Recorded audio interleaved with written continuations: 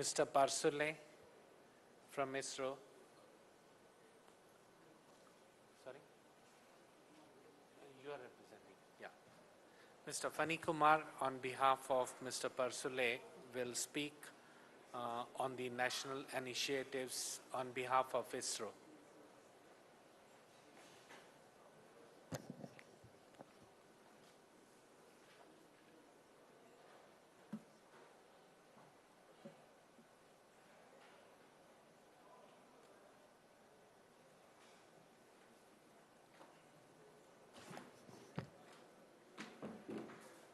Good afternoon, everybody. I am Pani Kumar, working in the telemedicine division. Our director, Mr. Pilas Palsle, could not be able to come here. So I'll be representing ISRO, and I'll just briefly outline what ISRO had done. This is all statistics we have been listening to quite a long time, and why we need telemedicine and all.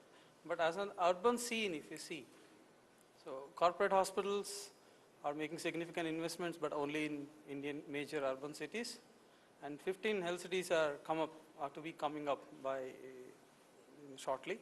And technology advanced diagnostic equipment is being used, and India is turning out to be a major medical tourism destination. But ISRO and Dr. Vikram Sarabhai's vision, it is not the urban scene which government is taking care of, it's the rural scene. So as a part of space technology utilization, ISRO has taken up the initiative to provide satellite-based telemedicine facility. And it started as a pilot project which has been talked about the whole of the day in 2001. Starting in a decade, we have grown from 5 nodes, 5 terminals to 380 plus nodes in 2009-10. That being like 366 remotes and 60 specialty and 16 mobile vans, of which they cover every region, across the lingual, cultural barriers in the country. And the terminals are established in almost all states, including the Northeast, Andaman, Nicobar and Lakshadweep Islands, Jammu Kashmir as well. And there are special networks also set up for the Army, Navy and the Air Force. And we are also getting requests even now. Why I am saying now? Because if you had noticed the previous slide, there is no addition of nodes in 2010-11. Unfortunately, ISRO was providing the bandwidth, and which is having a crunch now in the bandwidth. This is being provided free of cost to all the 380 terminals. And whatever are being operating on the EduSat satellite are required to be migrated now. So currently, as of now, 168 terminals are in operation out of the 382,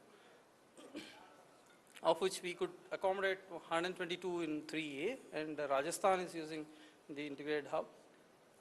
Beyond that, now what we are trying to also do is, ISRO is trying to provide, revitalize these nodes which are idle for some time, thanks to this satellite failure.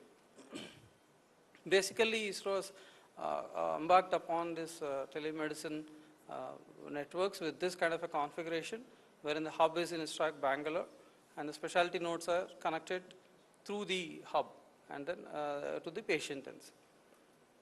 Typically, the doctor terminal has this elements which have been, it's a well-known fact now, and the patient terminals also have a similar kind of infrastructure with diagnostic equipment, preliminary diagnostic equipment with ECG and digital camera and A3 scanner for the basic requirements to be fulfilled.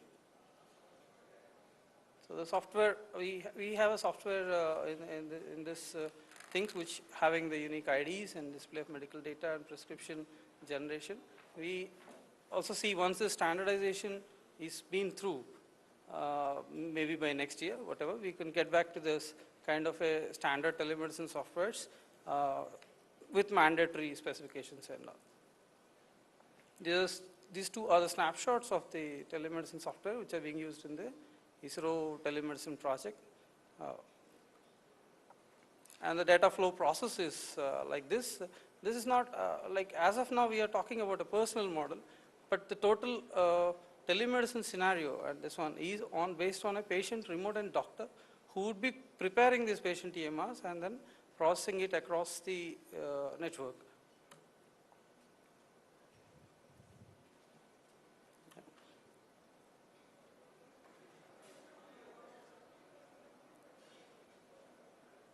Mobile vans are the requirement which is being felt by ISRO, which is agreed upon by everybody, saying that which can increase the reach of the satellite telemedicine. Many mobile vans 16 are now commissioned in the project, which has a semi-automatic deployable antenna. The technician has to simply enter the parameters of the satellite, which the antenna deploys on its own. All these are self-sustained with generators, AC and self-storage. Morning, it has been told that with the experiences, the van designs have been taking a major change so that they can reach smaller parts of the country, even taking care of the tree branches as well.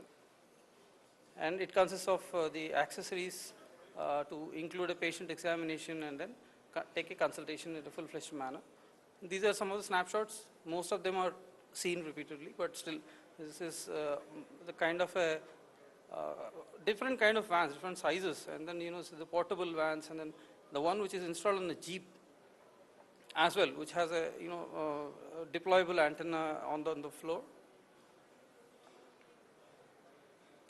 Further to this, beyond 382 nodes, we have around 30 nodes, 30 pending requests for establishing new nodes, and the policy is being made to who will fund these nodes. Like in terms of ownership is becoming an issue. Like most of the nodes are done by us, so it's a matter of sense of pride and then ownership, which would increase the responsibility of the user as well.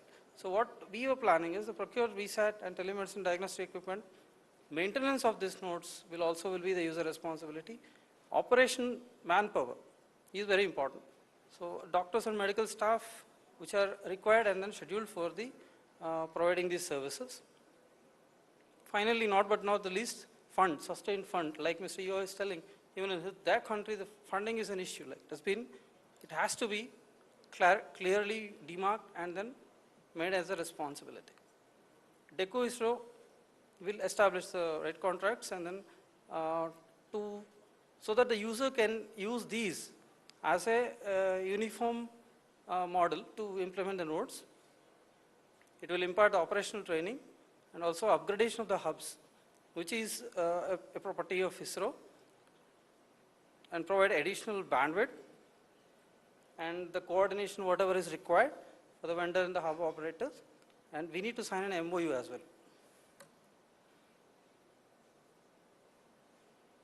So then I come to the challenges. Often not the least, what I see the whole day, the presentations, this 6-point slide also reiterates what we face is the things which are faced by these telemedicine implementers. There's a lack of better coordination between the specialist and patient ends, and the dedicated state coordinator is one issue which we are facing. So once we have that, it will be a little more better. And dissemination of the schedule, like because we are having a shared bandwidth. Bandwidth is an expensive commodity which is being given free. So once the schedule is there, the management will be easier, and lack of specific incentives to the doctors involved. So a couple of states have come forward, and then they started doing it, giving incentives to the doctor, not only at the consulting end, but also at the remote end, who is the one who takes care of the patients and their data and their interaction with the doctor. The initiative of the doctors may improve with the incentive, may not be necessarily, but it may improve, and it is very essential. Medico-legal issues, still we have not come to that point, but as an implementation challenge, yes, it will be.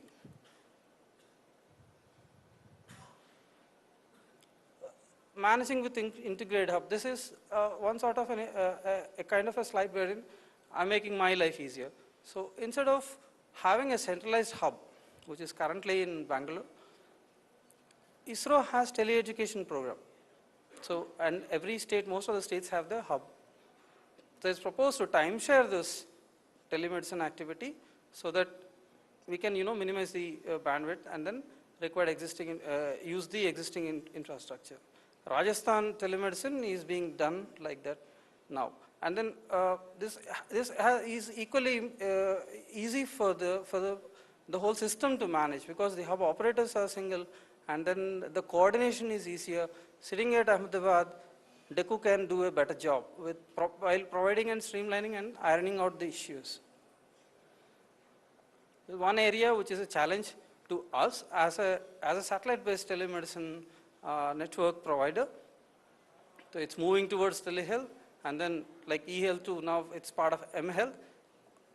And the constant upgradation of technology and medical equipment, application of medical devices to the handhelds are being, they're being made so fast. So a generic model like where we are putting a satellite-based remote node and a doctor node is being challenged by these things. But still, we as a government and then ISRO are still at a safer place, because all these connectivities are not reaching the places where it has to. The farthest corner is still not covered by the 3G and Wi-Fi technologies. So we continue to provide service in that way. But still, all these technology advancements can be incorporated into part of our life. So this is the vision to connect most of the PHCs with specialty hospitals in the state. There are pretty large amount of PHCs which are not yet covered with a basic decent medical facilities. With that kind of a demand, a dedicated satellite also may be planned to connect the entire country. We can improve this program to aid in disseminating health and hygiene information. Of course, as prevention is better than cure. So this would be the vision of ISRO, to increase, not only increase, but also validate and then improvise in the service provision of the network. Okay, thank you. That's all I have today. Briefly tell.